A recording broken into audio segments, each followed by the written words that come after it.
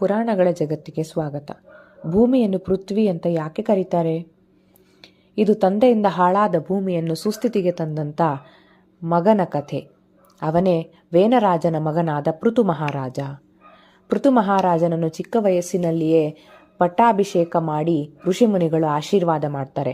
ಆದರೆ ಈಗಾಗಲೇ ಹಾಳಾಗಿರುವ ಭೂಮಿಯನ್ನು ಕಂಡ ಪೃಥುವು ಭೂಮಿಯನ್ನು ಪೂರ್ತಿಯಾಗಿ ಸುಟ್ಟು ಬಿಡಬೇಕೆಂದು ಸಂಕಲ್ಪ ಮಾಡಿ ಬಾಣವನ್ನು ಬಿಡೋದಿಕ್ಕೆ ಮುಂದಾಗ್ತಾನೆ.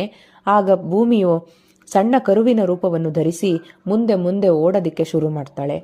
ಪೃಥು ಚಕ್ರವರ್ತಿ ಆ ಸಣ್ಣ ಕರುವಿನ ಹಿಂದೆ ಓಡ್ತಾ ಓಡ್ತಾ ಓಡ್ತಾ ಇಡೀ ಭೂಮಂಡಲವನ್ನು ಪ್ರದಕ್ಷಿಣೆ ಹಾಕಿ ಸುಸ್ತಾಗಿ ನಿಂತಾಗ ಭೂದೇವಿ ಕೇಳ್ತಾಳೆ, ಇದರಲ್ಲಿ ನನ್ನದೇನು ತಪ್ಪಿದೆ? ನಿನ್ನ ತಂದೆ ವೇನ ಮಹಾರಾಜ ಮಾಡಿದ ತಪ್ಪಿಗೆ ನಾನು ಕಾರಣವೇ?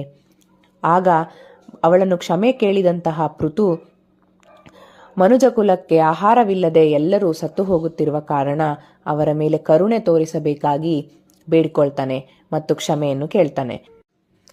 ಅವನ ಮೇಲೆ ಕರುಣೆ ತೋರಿದ ಭೂತಾಯಿ ತನ್ನ ಫಲವತ್ತತೆಯನ್ನು ಮರಳಿ ಕೊಟ್ಟು ತನ್ನ ಒಡಲಲ್ಲಿ ಧನಧಾನ್ಯವನ್ನು ಸಮೃದ್ಧಿಯಾಗಿ ಬೆಳೆಯೋದಿಕ್ಕೆ ಅವಕಾಶವನ್ನು ಮಾಡಿಕೊಡ್ತಾಳೆ. ಹೀಗಾಗಿ ಪೃಥು ಚಕ್ರವರ್ತಿ ನೇಗಿಲನ್ನು ಹಿಡಿದು ಭೂಮಿಯನ್ನು ಉತ್ತು ಬಿತ್ತು ಬೆಳೆಯನ್ನು ಬೆಳೀತಾನೆ. ಪೃಥು ಚಕ್ರವರ್ತಿಗೆ ವರವನ್ನು ನೀಡಿದ್ದಕ್ಕಾಗಿ ಭೂಮಿಗೆ ಪೃಥ್ವಿ ಎನ್ನುವಂತಹ ಹೆಸರು ಬರುತ್ತೆ. ನಂತರದಲ್ಲಿ ಇದೇ ಪೃಥು ಚಕ್ರವರ್ತಿ ಇಡೀ ಭೂಮಂಡಲವನ್ನು ಸಣ್ಣ ನಗರಗಳಾಗಿ, ಗ್ರಾಮಗಳಾಗಿ, ಪಟ್ಟಣಗಳಾಗಿ, ದೇಶಗಳಾಗಿ ವಿಭಜನೆಯನ್ನು ಮಾಡ್ತಾನೆ. ಹೇಗಿತ್ತು ಈ ಕತೆ? ನಿಮಗೆ ಇಷ್ಟ ಆದರೆ ಲೈಕ್, ಶೇರ್ ಅಂಡ್ ಕಾಮೆಂಟ್ ಮಾಡಿ. ಇದೇ ರೀತಿಯ ಪುರಾಣದ ಕಥೆಗಳಿಗೆ ಫಾಲೋ ಮಾಡಿ ದ ಪುರಾಣಾಸ್ ಗರ್ಲ್.